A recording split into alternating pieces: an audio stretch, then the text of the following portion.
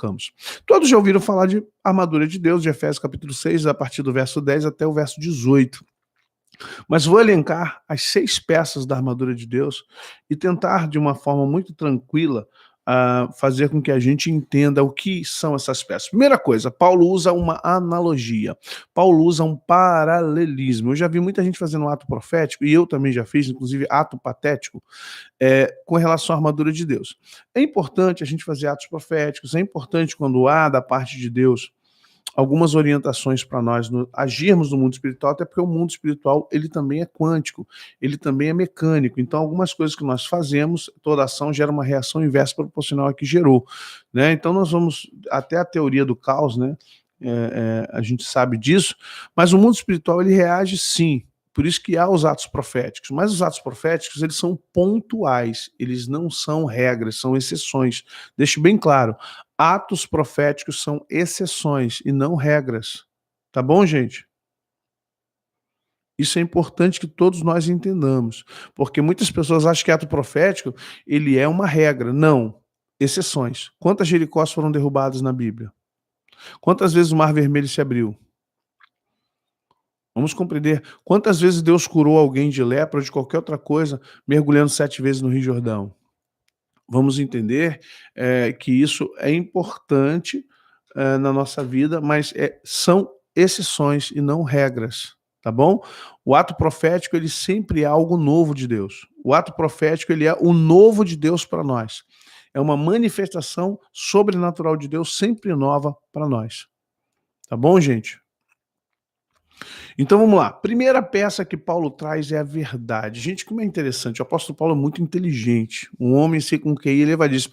Além de ser espiritualmente preparado, além de ser uma pessoa extremamente rígida nos preceitos judaicos, Paulo era um homem extremamente inteligente. E ele, como conhecedor do mundo greco-romano, ele traz uma analogia ao povo de Efésios, ele traz uma analogia da armadura dos soldados, né? De um soldado romano, de um soldado a qual todos eles tinham acesso e conheciam. Então Paulo começa dizendo assim, olha, vocês precisam colocar a verdade como um cinto. Cingir os lombos, essa parte aqui, né, onde vem a pochete, né? A maioria de nós já, eu tenho uma pochetezinha razoável. Então, cingir o lombo é um cinto, é um cinturão. Cingir o lombo, no exército existe o cinto NA, né? O cinto onde você colocava o carregador do fuzil, colocava a faca, colocava uma série de coisas, o cantil,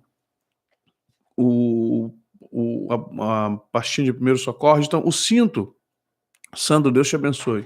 O cinto é aquilo que vem aqui, que segura os utensílios que a gente utiliza, além da calça. Mas é claro que o cinto, o cinto NA, ele na verdade não é para segurar a calça. O cinto NA, ele era para segurar os utensílios que o soldado carrega. Então nós vamos ver que o Paulo começa dizendo assim, olha, vocês têm que cingir o lombo de vocês com a verdade. A verdade é o que vai segurar o ministério de vocês. A verdade é o que vai segurar a vida de vocês. A verdade é que vai assegurar a salvação de vocês. A verdade é que vai segurar a libertação de vocês. Conhecereis a verdade vos libertará. A verdade é o que vai fazer de vocês as pessoas confiáveis. A verdade é que vai fazer com que você esteja sempre próximo ou próximas de Deus. A verdade, ela é a base para um ministério estruturado.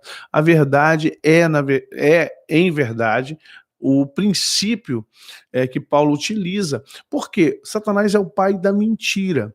Então você não pode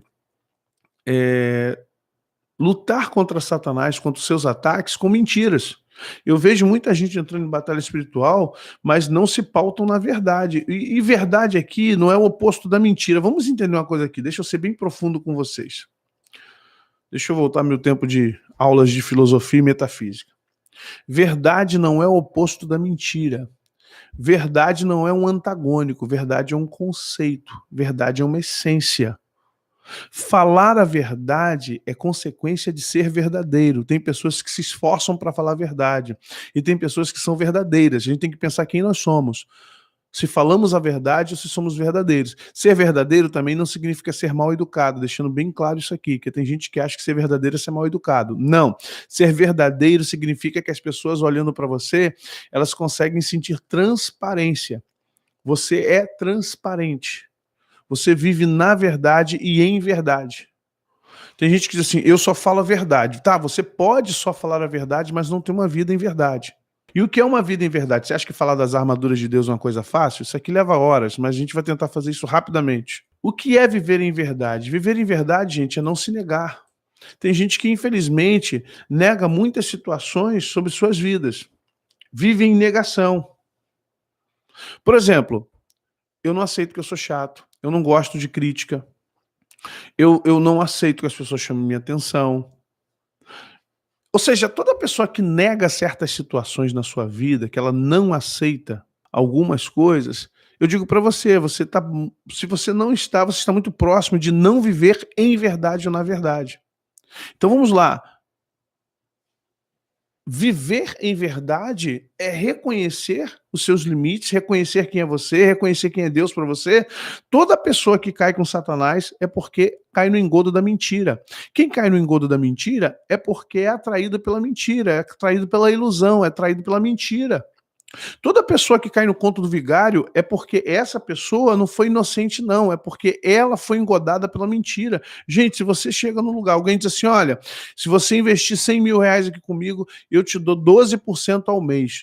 Irmão, se você não é traficante, se você não é agiota, se você não é miliciano, não tem como você ganhar 12% ao mês. A economia não lhe garante. Os bancos não dão isso. Ah, mas banco, tudo bem, ainda assim, não tem como você ganhar 12% ao mês. Aí você investe 100 mil reais numa empresa com CNPJ, com isso, e depois você, poxa, fui enganado. Não, você não foi enganado. No fundo, a sua consciência, o Espírito de Deus, e seja lá quem for, já diz para você, isso é mentira, cuidado. Por você não viver em verdade, não ser verdadeiro, você acredita em muitas mentiras. Vocês estão entendendo o que é cingir o lombo com a verdade? Nunca entenderam isso, né? Duvido que alguém já pregou isso para vocês. As pessoas pensam que viver a verdade, eu recebi a verdade me libertará, na verdade o Senhor é comigo, então eu falo a verdade. Tá, você pode falar, eu falei, falar a verdade é uma coisa, viver na verdade é outra. O que Paulo está dizendo é para você botar só um cintinho de verdade no lombo, não. Ele diz, cinja, use a verdade como essência de vida, para enganchar a espada, para enganchar a corda, para enganchar o primeiro socorro, para enganchar o cantil com água.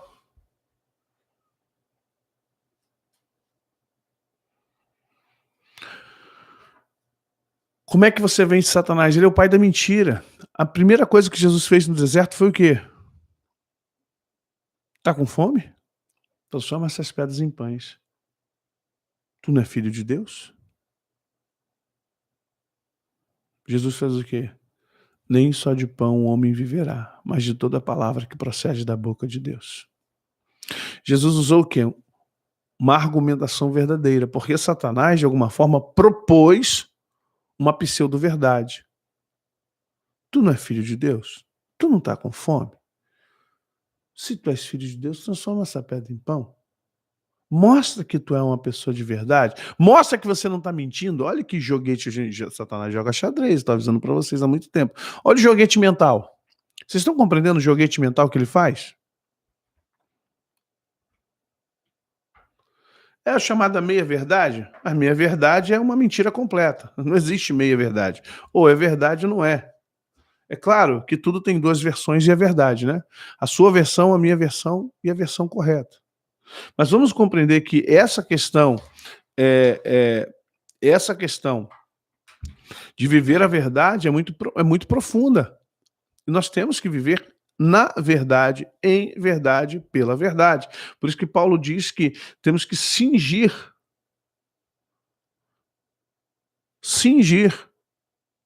os nossos lombos com a verdade.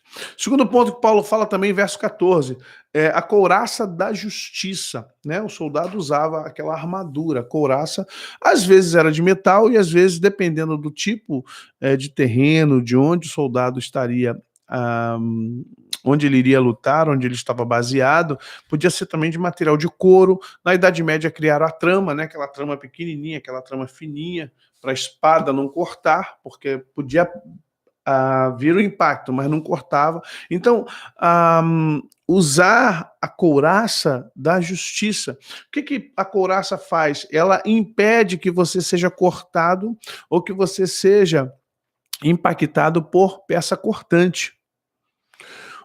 Tanto a flecha, como a faca, como o punhal, como a lança, elas seriam, na verdade, rechaçadas pela sua couraça, né? A intenção da couraça era justamente evitar que objetos cortantes, perfurantes, pegassem o soldado. Então se utilizava a couraça. Paulo usa a couraça da justiça por quê? A justiça, ela não é boa nem ruim, ela é justa. Quando você vê em 1 João capítulo 1, verso 9, onde diz assim, se confessarmos nossos pecados, ele quem? Deus é fiel e justo para nos perdoar os pecados, nos purificar de toda injustiça. Qual injustiça? A injustiça do mundo, do diabo. O mundo jaz no maligno, o mundo é ímpio, o mundo não é justo. Querer que a CPI seja justa, querer que o Alexandre de Moraes seja justo, querer que o STF seja justo, não existe essa justiça. Então você precisa da couraça da justiça de Deus. E a justiça, ela segue a verdade. Não tem justiça sem verdade. Vocês estão compreendendo? Não tem justiça sem a verdade. É importante que vivamos a verdade para que possamos nos embasar na justiça. E a justiça de Deus não é a tarda, mas não falha. Não existe isso. A justiça de Deus, ela funciona. Só que é no tempo dele e não no nosso tempo. A couraça da justiça é para que você não seja achado em falha. Por exemplo, Jó, ele tinha falhas, por isso que Satanás pôde atacá-lo. Quais são as falhas de Jó? Primeira falha de Jó, temor. Aquilo que eu mais temia me sobreveio. Eram pequenas fissuras que Jó tinha na sua vida, e Deus queria tirar isso da vida de Jó. A história de Jó, ela é para nós um referencial de como precisamos estar diante de Deus no mundo espiritual. O livro de Jó, para mim, é um livro de batalha espiritual. Não é só um livro de deserto, um livro de profético, um livro de honra. Para mim, é um manual de batalha espiritual. Então, a Jó tinha 2 problemas que Deus precisava resolver com ele. Primeiro, Jó tinha medos dentro dele, tá? E o medo é uma brecha para Satanás entrar na sua vida. A pessoa que vive por medo, ela, na verdade, então está afastada da verdade, ok? Depois vamos mais à frente. A verdade, o amor lança fora o medo que está em você. A verdade não deixa o medo entrar em você. Preste atenção. O amor é um antídoto. A verdade é profilática. Há uma diferença muito grande. O verdadeiro amor lança fora todo medo. Lança fora o que já está em você. O amor vem em você e lança fora todo medo. Mas o medo entrou porque você estava sem a verdade. Você estava sem a couraça da justiça. Por você estar sem a verdade, sem a couraça da justiça, o medo entrou em você. No momento que você estiver, na verdade, com a couraça da justiça, você não tem medo. Olha o que Davi diz: ainda que eu ande por um vale onde a morte me faça sombra, eu não temerei mal algum, porque eu sei que tu estás comigo. O que ele está dizendo? Ele está falando a verdade, e eu estou encouraçado na justiça de Deus.